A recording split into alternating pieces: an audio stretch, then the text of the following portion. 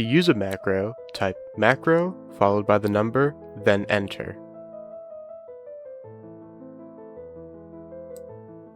To create a macro, press Learn, Macro followed by the number, then enter.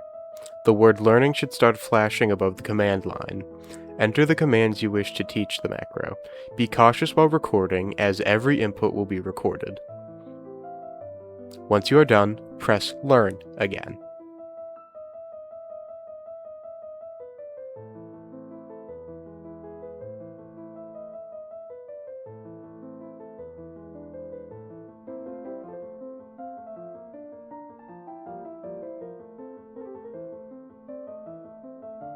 To edit a macro, start teaching a new macro and use the same number as the macro you wish to change.